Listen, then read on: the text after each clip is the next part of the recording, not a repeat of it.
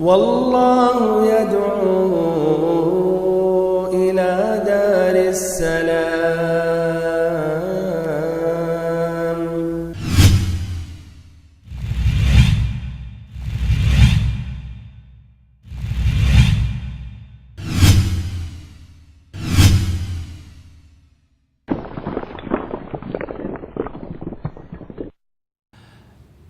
الحمد لله رب العالمين، والصلاة والسلام على أشرف الأنبياء وسيد المرسلين،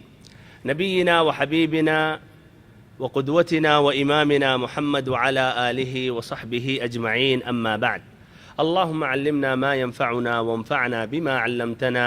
وزدنا علما نافعا وعملا صالحا يا رب العالمين. اللهم أرنا الحق حقا وارزقنا اتباعه، وأرنا الباطل باطلا وارزقنا اجتنابه. اللهم حبب إلينا الإيمان وزينه في قلوبنا وكره إلينا الكفر والفسوق والعصيان واجعلنا من الراشدين. ساری تعریفیں اللہ رب العالمین کے لیے اور مکمل ترین پورے طور پر درود و سلام اس ذات مقدسہ مبارکہ پر جن کو اللہ رب العزت نے اس دنیا میں رحمت للعالمین بنا کر بھیجا. واجب الاحترام بھائیوں، محترم ساتھیوں، عزیز بچوں اور ہماری ماؤں اور بہنوں، سابقہ درس میں غزوہ احد کے اہم فائدے اور عبرتیں ذکر کر رہا تھا اور بات پہنچی تھی یا 4 اہم فائدے میں نے ذکر کیا. آج انشاءاللہ اس کے اندر جو اور باقی اہم فائدے ہیں، نصیحتیں ہیں، عبرتیں ہیں، وہ ذکر کروں گا. پھر اس کے بعد غزوہ حمراء الاسد کے متعلق، پھر غزوہ احد اور احزاب کے درمیان جو اہم حادثے پیش آئیں اس کا تذکرہ کروں گا اگر اللہ رب العزت نے چاہا. فائدہ نمبر 5، العاقبۃ للمتقین، بہترین انجام متقیوں کے لیے ہے. بہترین انجام متقیوں کے لیے ہے. حق اور اہل حق محنت کرتے ہیں حق کو دوسروں تک پہنچانے کے لیے، اور ساتھ ساتھ باطل اور اہل باطل بھی پوری کوشش کرتے ہیں حق کی صداؤں کو روکنے کے لیے، اور وہ بھی جد و جہد کرتے رہتے ہیں. لیکن عاقبہ حمیدہ، لیکن بہترین انجام، آخری جیت اور آخری کامیابی اور آخر میں کامرانی اہل حق کی ہوتی ہے. تو ہمیں مایوس نہیں ہونا چاہیے، مجتمع کی اصلاح کرنی چاہیے، لوگوں کو نصیحتیں دینی چاہیے، حق کا پیغام بلند کرنا چاہیے، اور کسی کی ہدایت سے مایوس نہیں ہونا چاہیے کہ اب اس کو ہدایت نہیں ملے گی. نبی پاک صلی اللہ علیہ وسلم صبر کرتے رہے، مختلف تکلیفیں برداشت کرتے رہے، بلکہ اسی غزوے میں کتنے زخم اور چوٹ آپ صلی اللہ علیہ وسلم کو لاحق ہوا، تب بھی آپ صبر کرتے رہے اور دعوت اللہ کا فریضہ انجام دیتے رہے، یہاں تک کہ دین اسلام میں فوج در فوج داخل ہونے لگے. وَرَأَيْتَ النَّاسَ يَدْخُلُونَ فِي دِينِ اللَّهِ أَفْوَاجًا. تصور کیجئے، غور کریں، اسی غزوے میں ابو سفیان کیا کہہ رہے تھے؟ اعلو حبل، حبل بلند ہو جا. پھر یہی غزوہ فتح مکہ میں کہتے ہیں لا الہ الا اللہ محمد الرسول اللہ. ایسے ہی یہی وحشی اس غزوے میں حضرت حمزہ رضی اللہ عنہ کو شہید کرتے ہیں، اور پھر اسلام قبول کرنے کے بعد مسیلمہ الکذاب جس نے نبوت کا دعویٰ کیا اس کو انہوں نے قتل کیا. اور یہی خالد ابن ولید جو مشرکوں کے ساتھ لڑ رہے تھے، بلکہ ان کے ایک کمانڈر تھے، شہسواروں پر یہی متعین کیے گئے تھے، انہوں نے اسلام قبول کیا، پھر کافروں کے خلاف انہوں نے جنگ لڑی اور ان کا لقب ملا سیف اللہ المسلول. تو بھائی اور محترم ساتھی اور بہنوں، ہمیں دین کے لیے خدمت، دین کے لیے محنت کرنی چاہیے اور مایوس نہیں ہونا چاہیے، اس لیے کہ بہترین انجام متقیوں کے لیے ہے. فائدہ نمبر 6، ہمیں یہ جاننا چاہیے کہ انبیاء کرام بھی یہ اللہ کے بندے ہیں اور اللہ تعالیٰ نے ان کو اور بندوں کی طرح پیدا کیا ہے،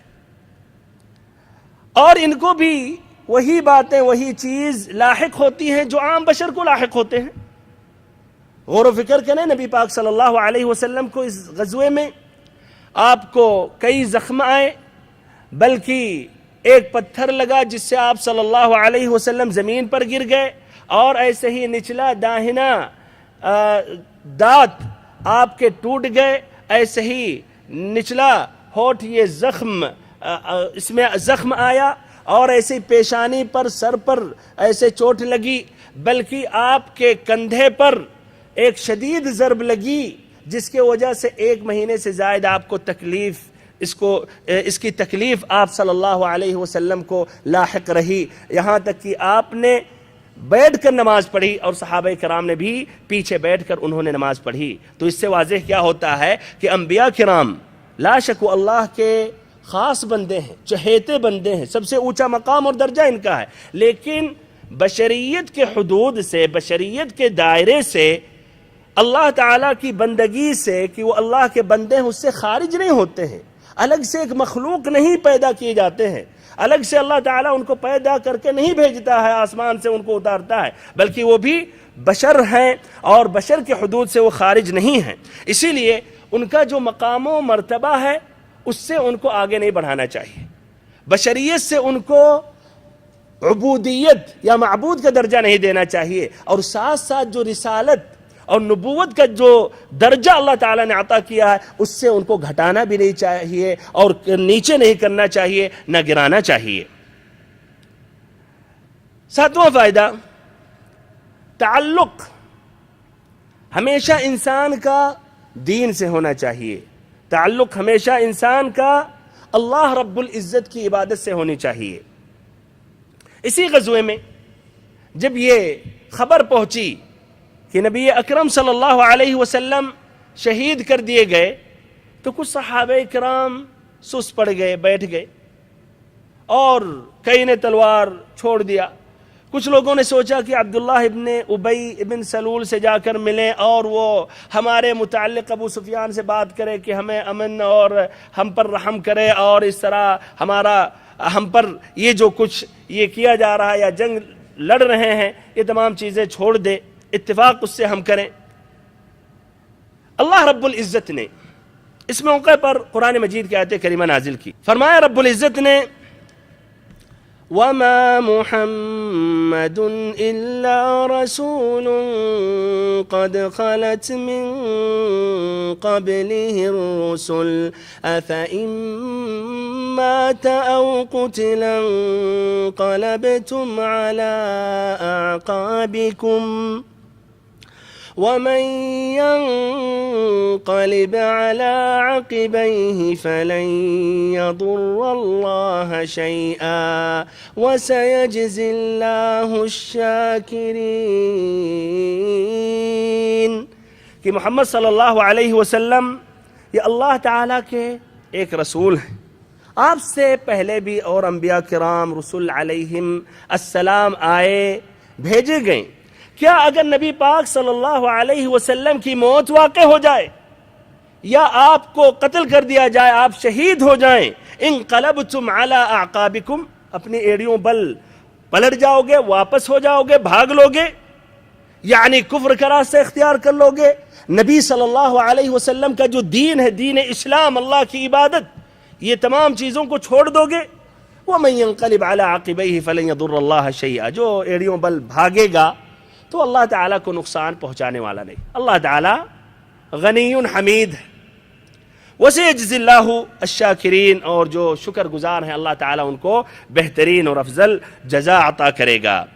یہ آیت کریمہ کی تفسیر میں مفسرین کرام نے کچھ باتیں ذکر کی ہیں۔ یہ آیت کریمہ غزوہ احد کے دوران نازل ہوئی، جب یہ بات پھیلی کہ نبی پاک صلی اللہ علیہ وسلم کی موت واقع ہو گئی یا آپ صلی اللہ علیہ وسلم شہید ہو گئے۔ اس آیت کریمہ کی تفسیر کے بارے میں کہتے ہیں کہ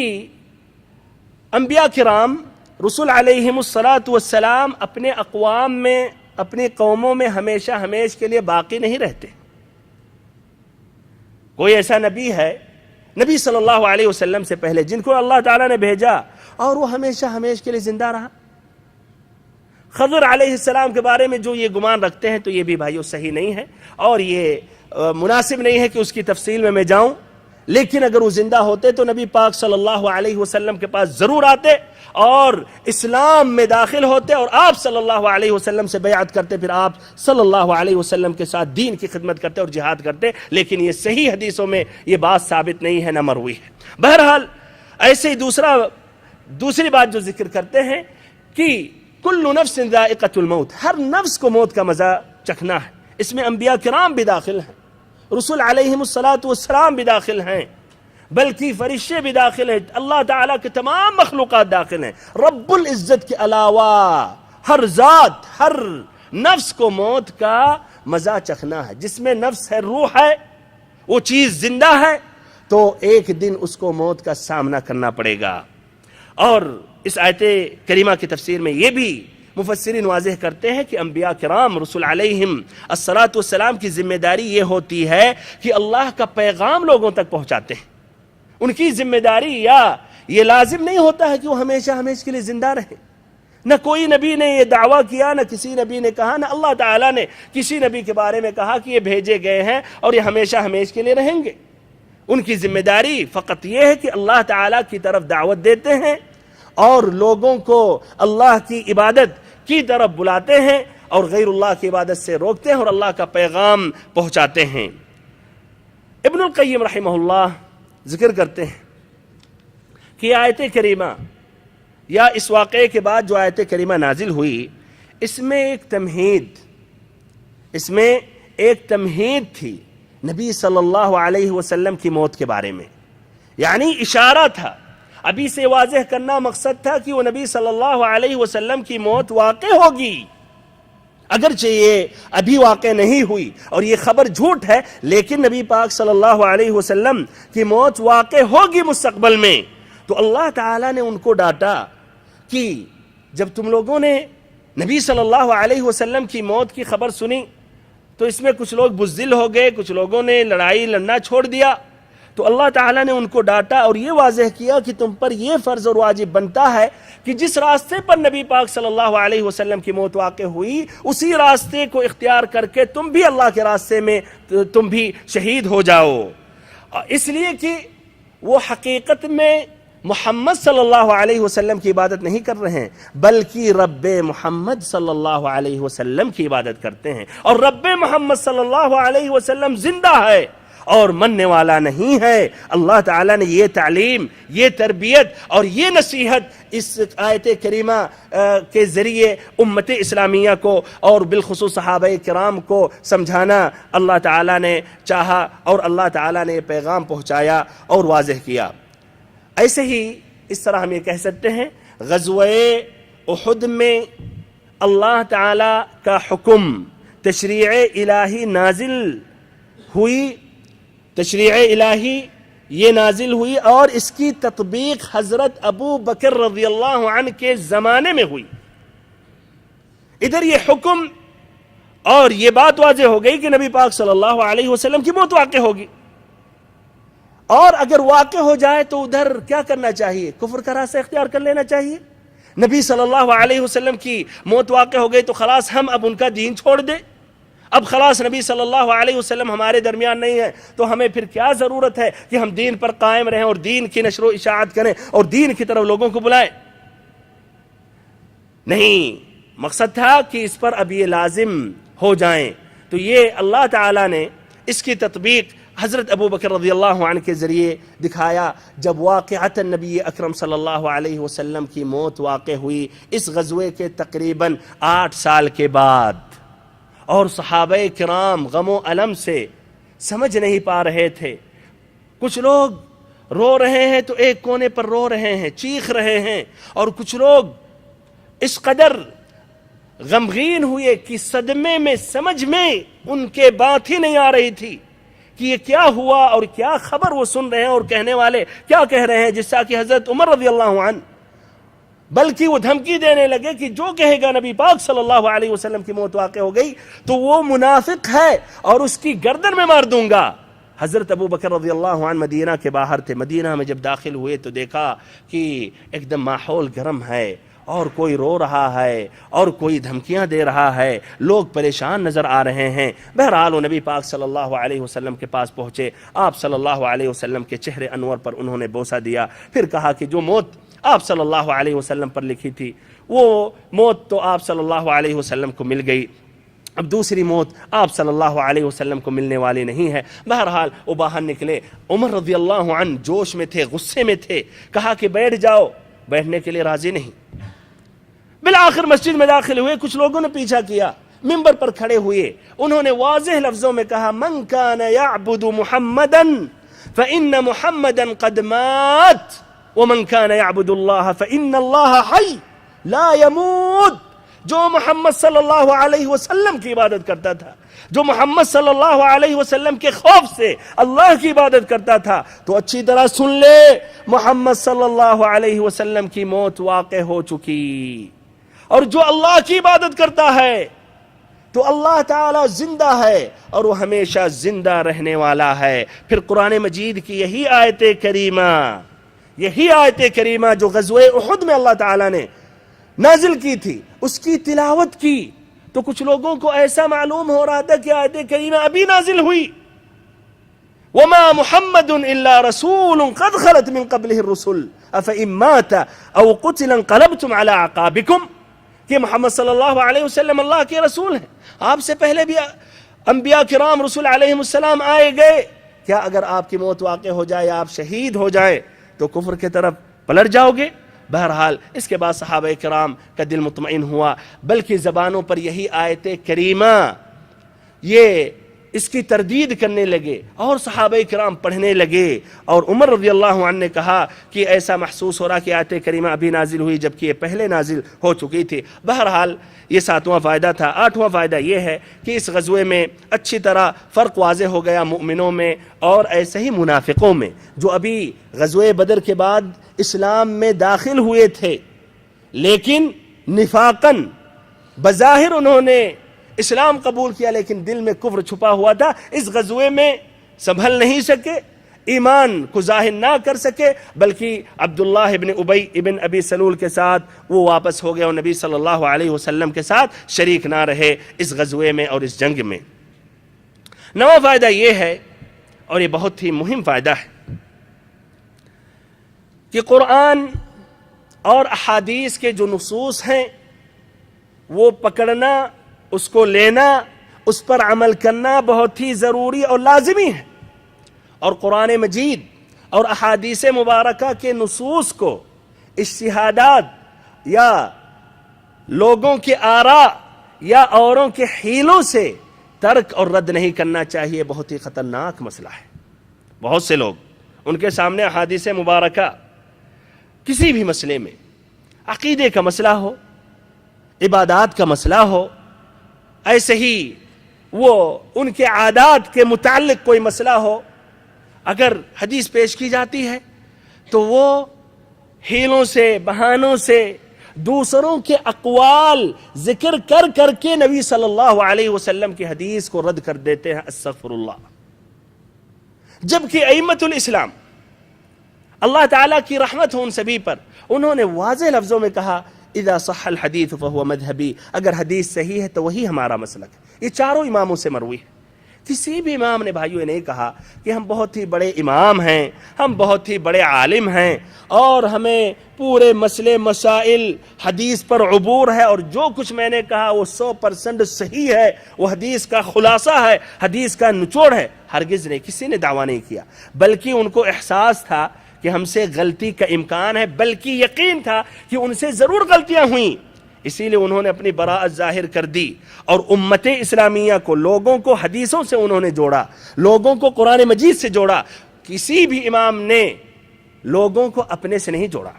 علی سبیل المثال ابو حنیفہ رحمۃ اللہ علیہ کا ایک قول مشہور ہے، انہوں نے کہا اذا قلت قولا يخالف کتاب اللہ تعالی وخبر الرسول صلی اللہ علیہ وسلم فترکوا قولی، کہ اگر میں نے کوئی بات کہی، ہم نے کوئی رائے پیش کی، کوئی مسئلے میں اگر ہم نے فتویٰ دیا اور وہ اللہ تعالیٰ کی کتاب سے ہٹ کر ہے یا نبی پاک صلی اللہ علیہ وسلم کے فرمان سے ہٹ کر ہے، یعنی دونوں میں ٹکراؤ ہے، فترکو قولی، تو ہماری بات، ہماری رائے، ہمارے فتویٰ کو چھوڑ دو۔ انہوں نے نہیں کہا کہ نہیں، اس کے یہ حدیث جو آپ تک پہنچ رہی ہے ہمیں اس کا علم ہو چکا ہے، لیکن اس کے اندر گہرائیاں ہیں، اسی لیے میں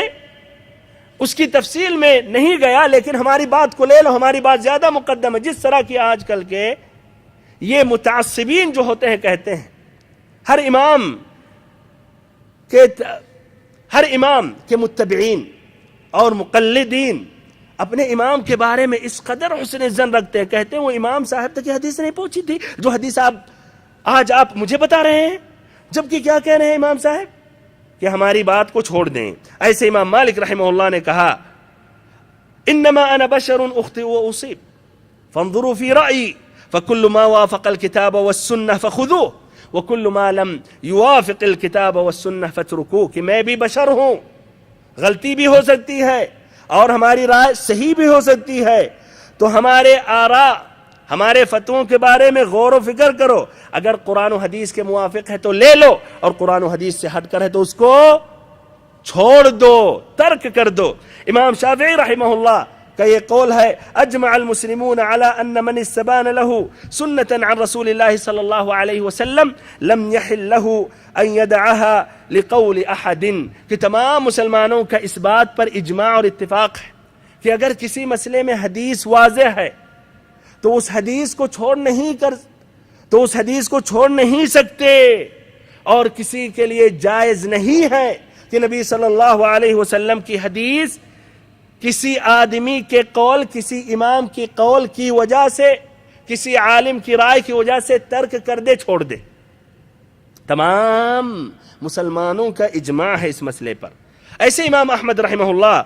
کہتے ہیں لا تقلدنی ولا تقلد مالکا ولا الشافعی ولا الاوزاعی ولا الثوری وخذ من حیث اخذوا،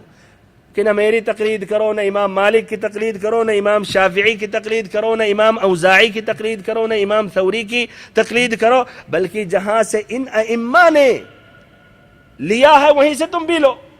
یعنی قرآن و حدیث سے۔ ایسے انہوں نے یہ بھی کہا من رد حدیث رسول اللہ صلی اللہ علیہ وسلم فہو علی شفا ہلکہ، کہ جو شخص نبی پاک صلی اللہ علیہ وسلم کی حدیث کو رد کر دیتا ہے، چھوڑ دیتا ہے، ہیلوں سے، بہانوں سے، عالموں نے کہا، بزرگوں نے کہا، اماموں نے کہا، تو وہ ہلاکت کے کنارے پر ہے، اپنے آپ کو ہلاکت کے قریب پہنچا رہا ہے۔ 10واں فائدہ، شہیدوں کا مقام و مرتبہ واضح ہوتا ہے اس غزوے میں، اور ایسے ہی یہ واضح ہوتا ہے کہ ان کا خصوصی مقام اور درجہ ہے فرشتوں کے پاس، اسی لیے انہوں نے حنظلہ ابن عامر رضی اللہ عنہ کو غسل دیا۔ 11واں فائدہ، اہل قرآن، قرآن کے حامل، قرآن کے حافظ کی فضیلت ظاہر ہوتی ہے، اس لیے کہ آپ صلی اللہ علیہ وسلم دفن کرنے کے وقت جب دو صحابہ کرام کو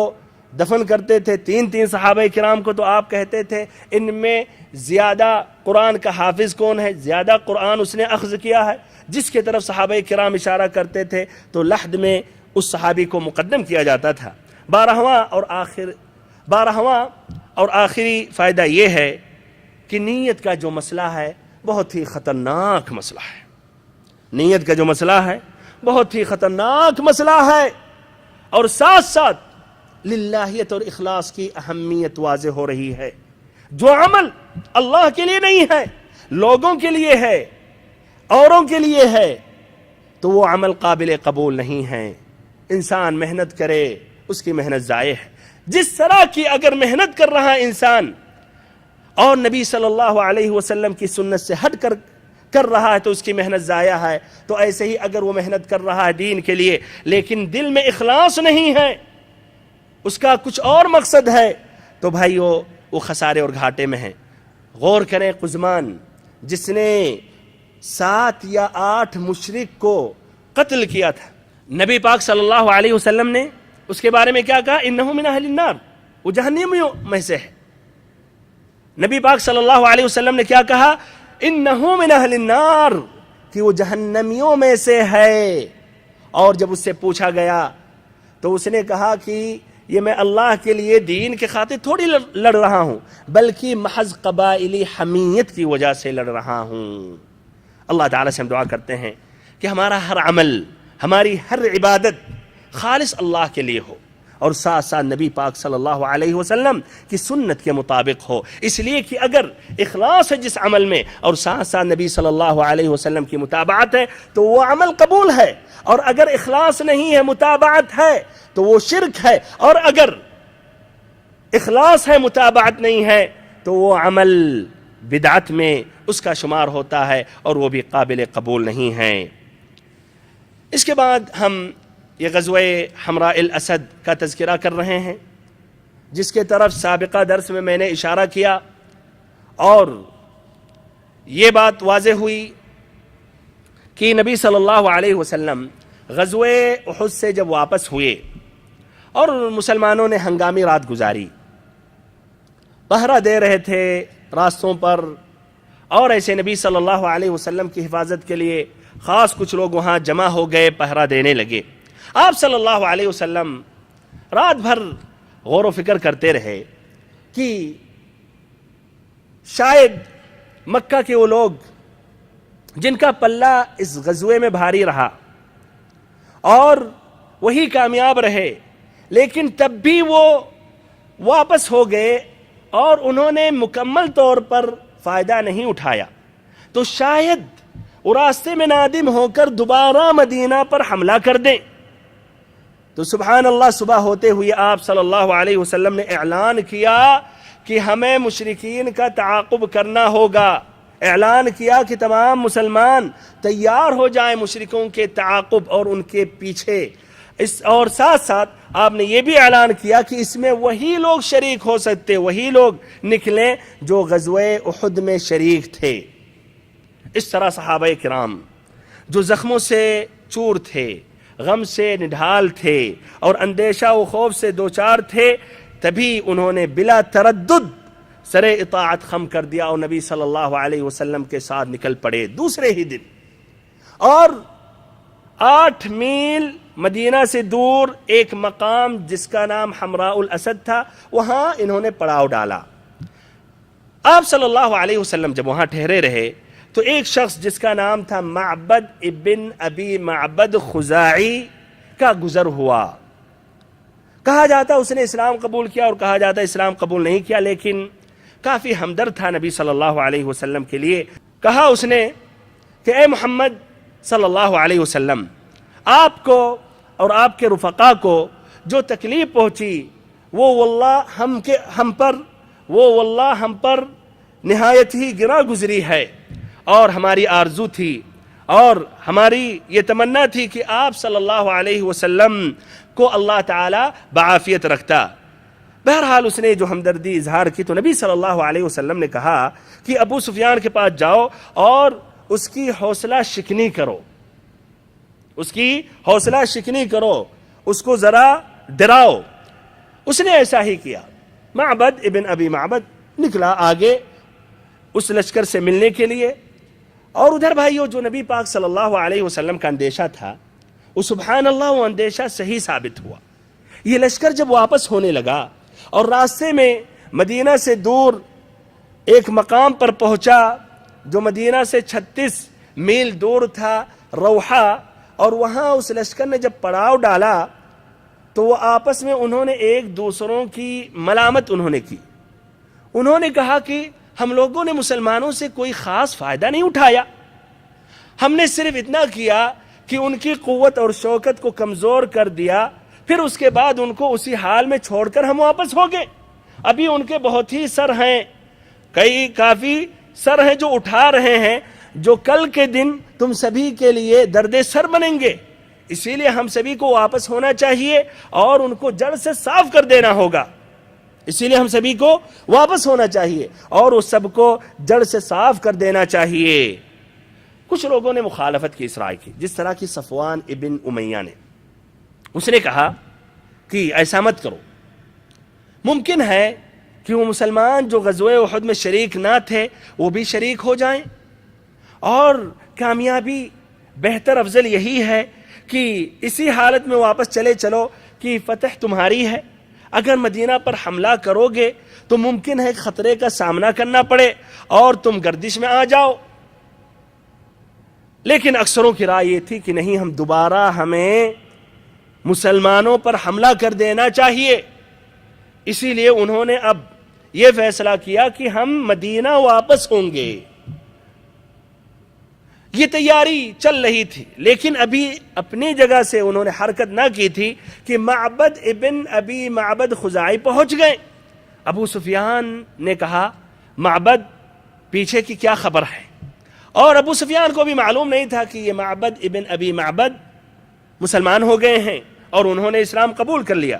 تو معبد نے پروپیگنڈے کا سخت اعصابی حملہ کرتے ہوئے کہا کہ محمد اپنے ساتھیوں کے ساتھ تمہارے تعاقب میں نکل چکے ہیں، اور ان کی تعداد اتنی ہے، ان کی جمعیہ اتنی ہے کہ اتنی تعداد اور جمعیہ میں نے اب تک نہیں دیکھا، اور وہ سبھی کے سب تمہارے خلاف غصے سے کباب ہوئے جا رہے ہیں. اور وہ مسلمان جو اس غزوے میں شریک نہیں ہوئے تھے اور انہوں نے جو یہ ضائع کر دیا ہے اس پر وہ کافی نادم ہیں، اور تمہارے خلاف اس قدر بھڑکے ہوئے ہیں کہ میں نے اس کی مثال نہ دیکھی ہے. ابو سفیان حیران ہو گیا، پریشان ہو گیا، کہنے لگا ارے بھائی یہ کیا کہہ رہے ہو، یہ کیا بات ہے؟ کہا معبد نے واللہ میرا خیال ہے کہ تم کوچ کرنے سے پہلے گھوڑوں کی پیشانیاں دیکھ لو گے، یا لشکر کا ہراول دستہ اس ٹیلے کے پیچھے نمودار ہو جائے گا. اس پر کہنے لگا ابو سفیان واللہ ہم نے تو یہ فیصلہ کیا ہے کہ ہم سب مل کر ہم نے یہ فیصلہ کیا کہ ہم محمد اور ان کے رفقا کو جڑ سے کاٹ دیں، اور تم ادھر یہ بات کہہ رہے ہو. یہ بات سن کر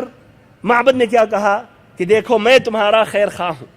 میں بہتر نہیں سمجھتا ہوں، ہماری رائے یہ ہے کہ یہ مقابلہ کرنے کے لیے آگے مت بڑھو، تمہاری عافیت اسی میں ہے. اس کی وجہ سے ان مشرکوں کا حوصلہ ٹوٹ گیا اور ان پر رعب اور گھبراہٹ چھا گئی. اسی لیے انہوں نے عافیت یہی سمجھی اور ان کو عافیت اسی میں نظر آئی کہ مکے کی جانب اپنی واپسی جاری رکھیں. لیکن ابو سفیان بھی ایک چالاک تھا، ہوشیار تھا، اس نے چاہا کہ وہ بھی مسلمانوں پر اس طرح دباؤ ڈالے اور کچھ خوف ان کو بھی لاحق ہو. تو اس نے کیا کیا کہ وہاں سے قبیلہ عبد القیس کا ایک قافلہ گزر رہا تھا. تو ابو سفیان نے کہا کیا تم لوگ ہمارا یہ پیغام محمد صلی اللہ علیہ وسلم تک پہنچا سکتے ہو؟ اور میرا وعدہ ہے کہ جب ہماری ملاقات تم سے